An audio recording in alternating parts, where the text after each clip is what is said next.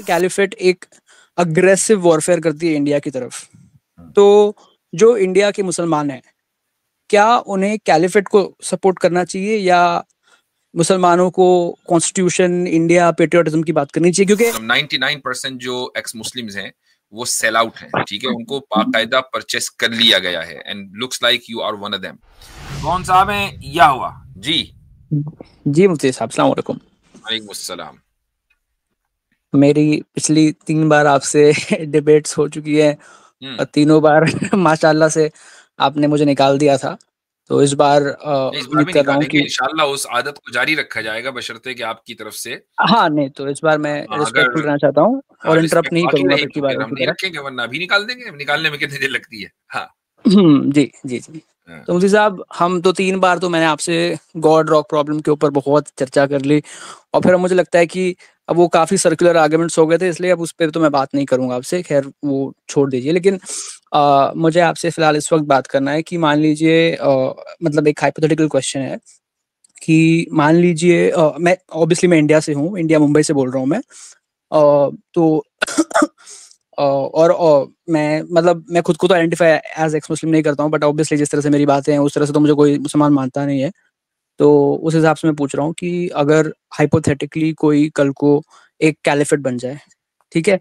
एक ऑब्वियसली जो आप लोगों के इख्तिलाफ़ात हैं बरेलवी, देवबंदी, शिया वगैरह छोड़ के एक कैलिफेट बन जाए, पूरा मिडल ईस्ट हो जाए, उसमें अफ़गानिस्तान हो जाए, पाकिस्तान हो जाए और वो अल्लाह के पैगाम को पहुँचाने के लिए आगे इंडिया की तरफ आते हैं, ठीक है? जो मेजॉरिटेरियन हिंदू पॉपुलेशन है।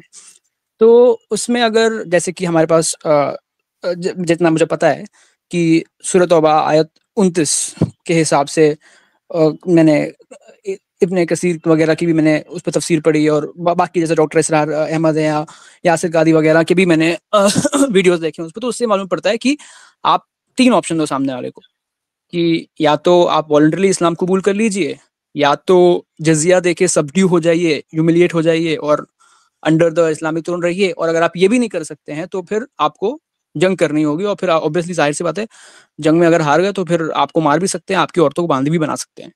जिन तो लोगों इस का आपने हवाला दिया है वो अगर ऐसा कहते हो तो मैं उनका रेफरेंस देखना चाहूंगा, चूंकि आपने 4 ऑप्शनों में चौथा ऑप्शन छोड़ दिया है जो सबसे पहला ऑप्शन है। खैर आप बोलें आगे। जी, तो उस लिहाज से हाँ, नहीं, कौन-सा ऑप्शन आप कह रहे हैं जो दावत देने वाला है वो? नहीं नहीं, वो छोड़ दिया, एक और छोड़ दिया आपने। आगे बोले, अपनी बात मुकम्मल करें, वो मैं बताऊंगा बाद जी, में। जी, जी, जी। तो उस लिहाज से अगर कैलिफेट एक अग्रेसिव वॉरफेयर करती है इंडिया की तरफ, तो जो इंडिया के मुसलमान हैं, क्या उन्हें कैलिफेट को सपोर्ट करना चाहिए या मुसलमानों को कॉन्स्टिट्यूशन, इंडिया, पेट्रियोटिज्म की बात करनी चाहिए? क्योंकि ये क्योंकि रील एक ज़रा मटेरियल एक ये एक चीज़ रील मैं ज़रा बोल मटेरियल दूँ है मुफ्ती मेरे साहब। भाई, ये रील मटेरियल है। जी, जी। और मुफ्ती साहब, एक मिनट कंप्लीट ये कंक्लूड कर लूँ, फिर ये आप मैं बोल बता रहा दीजिएगा, नहीं, हो डिस्टर्ब गया नहीं करूँगा। कंक्लूजन आपका। ये रील मटेरियल है और इस तरह के जो सवालात है ना, ये गोदी मीडिया के ऊपर उठाए जाते हैं मुसलमानों को मलाइन करने के लिए और मुसलमानों को ये बताने के लिए कि ये कभी भी मुल्क के नहीं हो सकते, एक हाइपोथेटिकल सिचुएशन क्रिएट करके, ठीक है? तो ये आप लोगों का जो एजेंडा है ना, ये मैं अच्छी तरीके से समझता हूँ। इसीलिए मैं कहता हूँ कि जो एक्स मुस्लिम है 99% ये लोग सेल आउट हैं, आरएसएस के एजेंडे को फॉलो करते हैं और शायद आप मैं भी। कह सकता हूँ आरएसएस मुर्दाबाद, मुझे तो आरएसएस से कोई फ़र्क नहीं पड़ता। ऑब्वियसली बात है कि जब पैसे मिल गए हैं तो उनसे ये भी तो कहा गया होगा भाई थोड़ी बहुत हमारी बुराई भी कर लेना। तो आप दैट्स ये दैट्स तो योर बड़ा प्रॉब्लम। गलत एलिगेशन लगा रहे हैं आप, खैर बोलिए। That's your problem. 99% जो एक्स मुस्लिम्स हैं वो सेल आउट हैं, ठीक है, उनको बाकायदा परचेस कर लिया गया है and looks like you are one of them.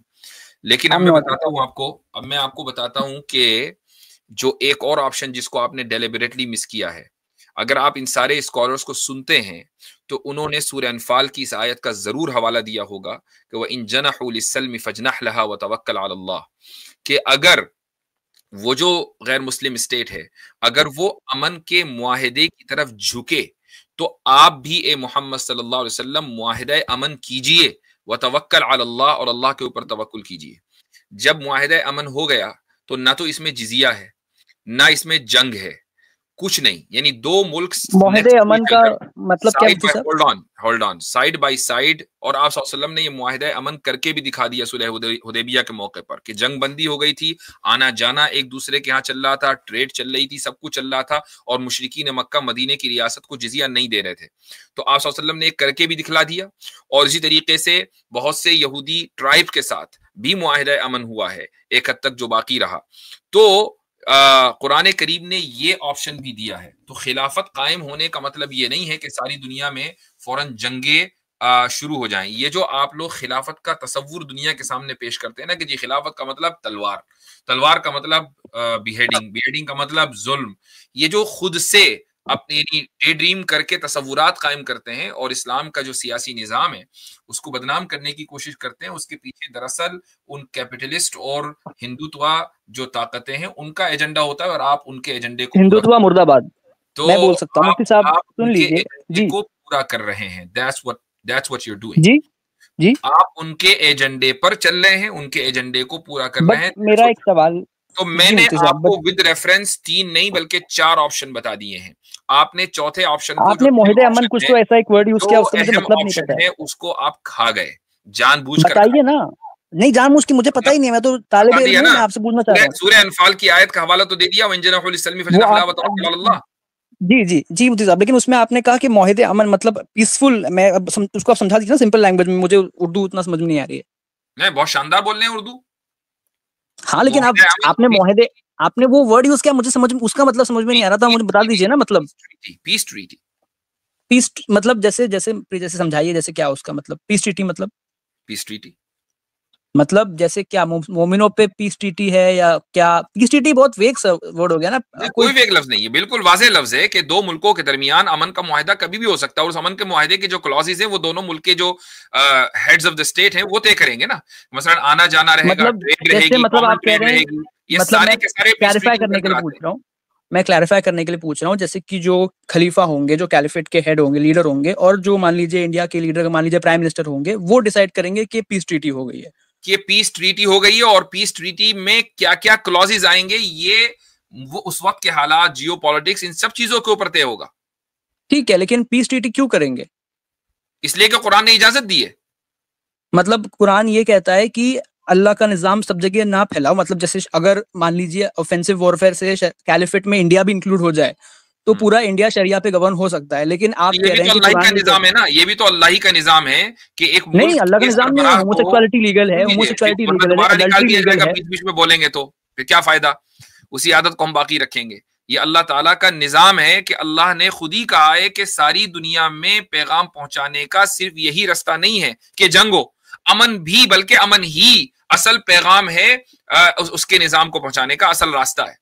तो जब दो मुल्कों के दरमियान पीस ट्रीटी होती है, दोनों मुल्कों के दरमियान आना जाना होता है, एक दूसरे का के कल्चर को आप देखते हैं, तो जाहिर है कि जो कल्चर हक होगा, जो दीन हक होगा, जो बात हक होगी, वो खुद ब खुद फैलेगी, वो जो जेनेरिक अंदाज से फैलेगी। अब फैलाने की इसको जरूरत ही नहीं है।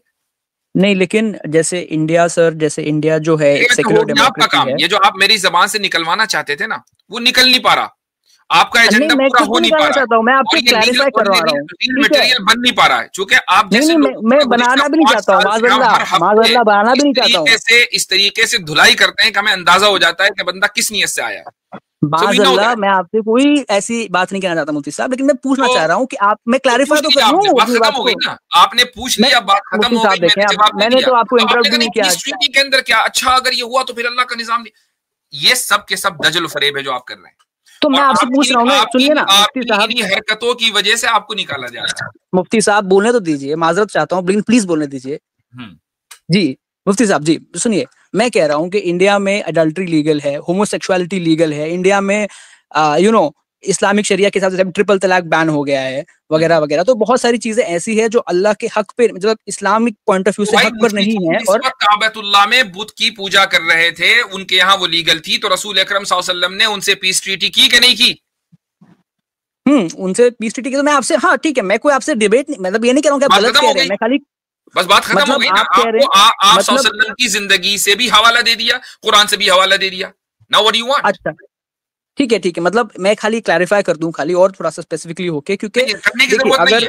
क्लेरिफाई अगर आप नहीं करेंगे, क्लेरिफाई मैं करूंगा, और वो मैंने कर दिया है। अपनी एंड मेरी दिस जो clarification inconsistency should be more than enough for you and for your मेरी हैंडलर्स। जो अंडरस्टैंडिंग नहीं है मैं उसके चलें